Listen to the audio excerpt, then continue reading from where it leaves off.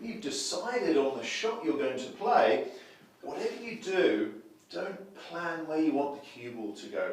As with potting, we have a very clear target in the pocket, don't we? Well, with the cue ball, it would be disastrous to your ability to not be really good at positional play if you set a target for the cue ball, because then you'd have something to aim for.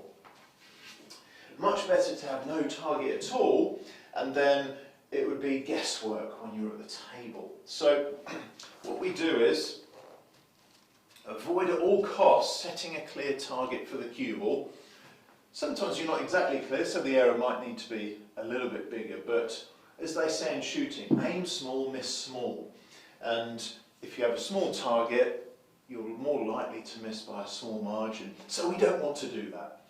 For example, here with this cue ball disc in place, I can see actually very clearly the path that I want the cue ball to take, which is not desirable if you don't want to be really good at positional play. So don't do this in your preparation for the shot, whatever you do. Finally, in terms of the pre-shot preparation, do not under any circumstances convert or translate this position to a height and a speed on the cue ball, because that would put the position of the shot in your control, and it would be much easier for you to place the cue ball where you want it to land. So for example here, what we want to avoid is saying that's where I want the cue ball, so I think the height should be about, let's say, -1, speed 5.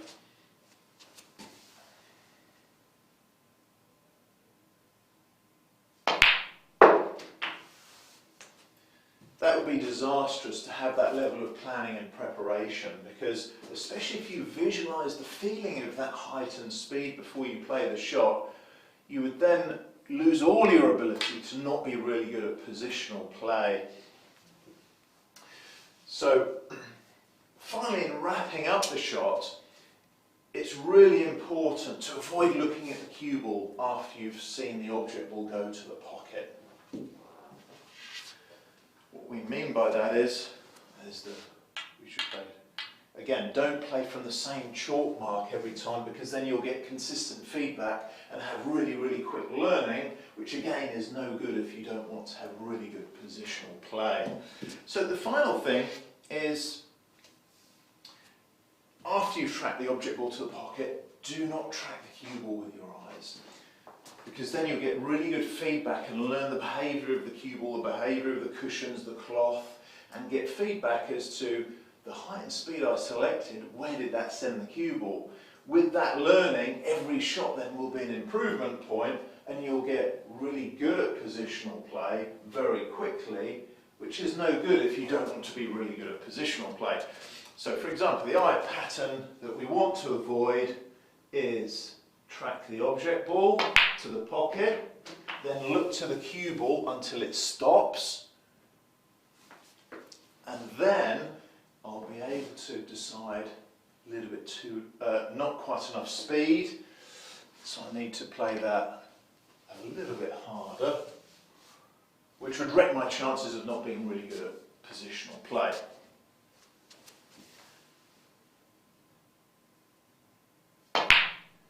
Far better to avoid looking at the cue ball,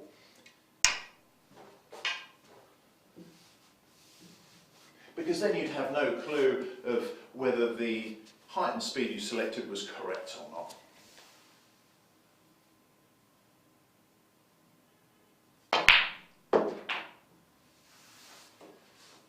So it's not very easy to not be really good at positional play when you're applying these principles.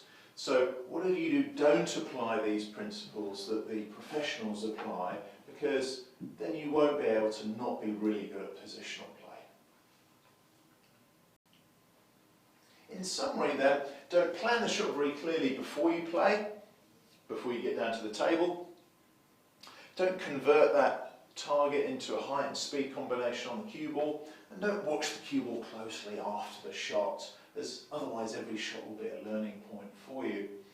Finally, the attitude to avoid at all costs is I'm going to do my best, I might not get perfection. Even the professionals, when they need to land on a point, might only land exactly their 1 out of 10.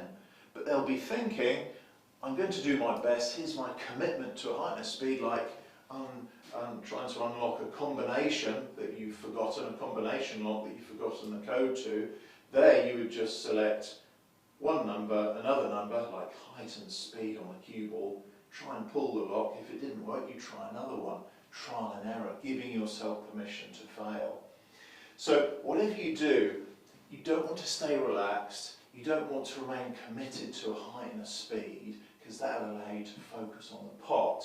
And to avoid being really good at positional play, don't plan the shot before you play, don't watch it after you play, and don't commit to just doing your best, even if you're not going to be perfect. So that the difference in height that I played there was probably only 2 millimeters or so.